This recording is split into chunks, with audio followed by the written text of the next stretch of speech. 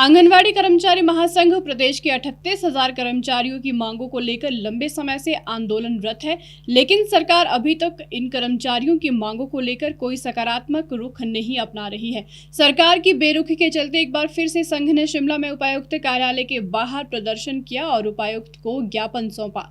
संघ का कहना है कि अगर उनकी मांगों को नहीं माना जाता है तो 29 नवंबर को प्रदेश में एक बड़ा आंदोलन किया जाएगा, जिसमें प्रदेश भर के आंगनवाड़ी वर्कर्स हिस्सा लेंगे। आंगनबाड़ी कर्मचारी संघ की प्रदेश महामंत्री शीतल करोल ने कहा कि आंगनबाड़ी कर्मचारी कई बार मांगों को सरकार के समक्ष उठा चुकी है, लेकिन उन्हें केवल आश्वासन ही मिले हैं।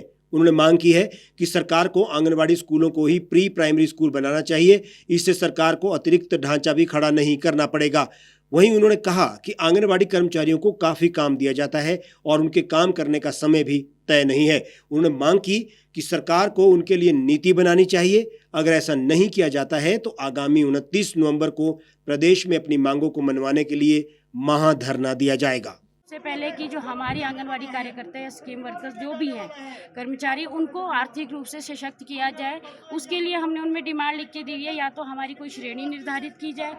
प्री स्कूल को सरकार एक चलाने वाली है, तो जो 45 साल से आंगनवाड़ी कार्यकर्ता प्री स्कूल को अनौपचारिक रूप से चला रही थी, हमारी मांग है कि सरकार के पास आर्थिक भी कमी रहती है, हमेशा रोता रहती है सरकार की आर्थिक अभाव है।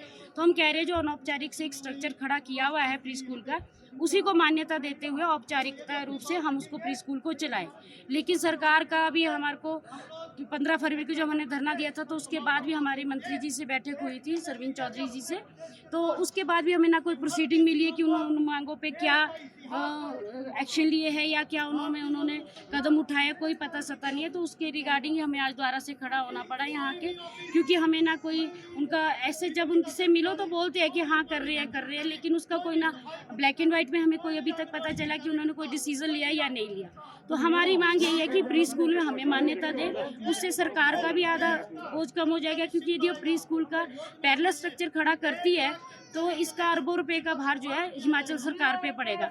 हमारे पास स्ट्रक्चर भी है, स्टाफ भी है, हम ऑलरेडी भी ले रहे हैं। यदि हमारे लिए पॉलिसी बना दी जाती है तो उसमें क्या होगा, उनको थोड़ा सा ऐड करना होगा। लेकिन जो एक अलग से प्री स्कूल के लिए अलग से स्ट्रक्चर खड़ा करती है सरकार, तो बहुत ज़्यादा आर्थिक बोझ बढ़ेगा सरकार के ऊपर। क्योंकि जब भी हम अपने लिए मानदेय की बात करते हैं कि हमारे को इतना मानदेय या किसी श्रेणी में डाल के इस तरह से कोई पॉलिसी बना दी जाए जिससे हमारे घर आर्थिक रूप से सुरक्षित हो जाए। क्या हमारे स्कीम वर्कर्स को जब सुबह से लेके शाम तक कोई हमारे वर्किंग आवर्स है ही नहीं, कहीं भी नहीं।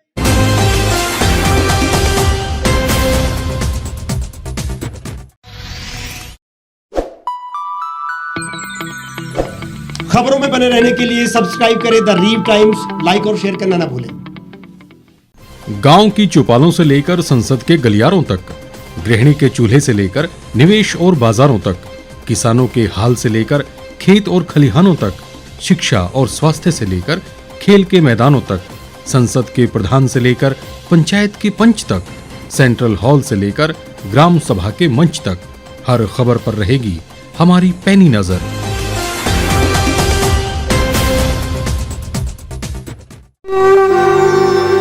भारतवर्ष, जिसे आप दशकों से सुनते आए हैं कि सोने की चिड़िया थी, इसके पंख पहले मुगलों ने कुतरे, फिर अंग्रेजों ने, और आज राजनीतिक प्राणी कोई कोर कसर नहीं छोड़ रहे। आज भी लगभग 25 करोड़ लोग रात को भूखे सोते हैं। करीब 2 करोड़ लोगों के पास घर नहीं है। भ्रष्टाचार में हमारा 176 देशों में 80 नंबर आता है। औसतन 100 महिलाओं के साथ हर दिन ज्यादतियां होती है और ना जाने क्या क्या। देश की संसद से कुछ ही दूरी पर चादर लपेटे सैकड़ों लोग सुबह नील गगन के नीचे सोए हुए मिलते हैं। क्या आप एक ऐसे भारत की परिकल्पना नहीं करना चाहेंगे जहां कुछ ऐसा किया जाए कि 1 वर्ष के भीतर देश में कोई भिखारी या लाचार भी आश्रयहीन न रहे? लोगों को सभी सरकारी सेवाएं घर द्वार पर ही प्रदान की जाएं, ताकि दफ्तर या कर्मचारी के चक्कर ना काटने पड़े। भ्रष्टाचार जड़ से समाप्त हो जाएगा।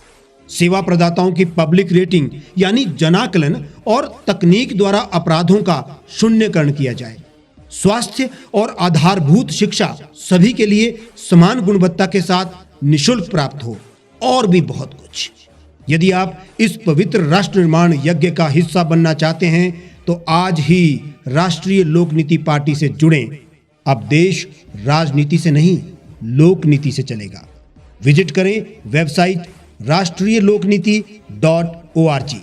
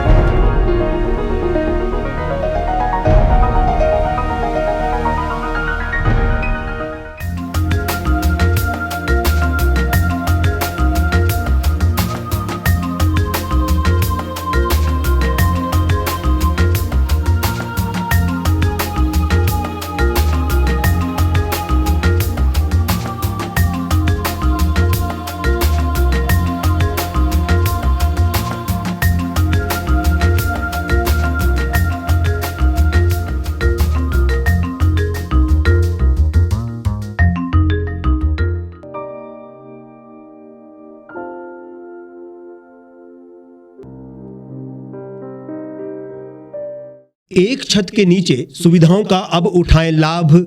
रीव ई मार्ट में अब पाएं अपनी रसोई के लिए गुणवत्ता और सस्ते दामों पर राशन सामग्री। दालें हो या हो मसाले, आपका किचन ई मार्ट संभाले। उच्च गुणवत्ता और दामों में बेहतरीन रीव ई मार्ट में पधारें और पाएं अपनी पसंद के सभी उत्पाद, या फिर करें ऑनलाइन ऑर्डर और पाएं घर द्वार पर ही सुविधा। आज ही संपर्क करें फोन नंबर 8219694079 पर, बाईपास रोड, शनान, संजौली, शिमला।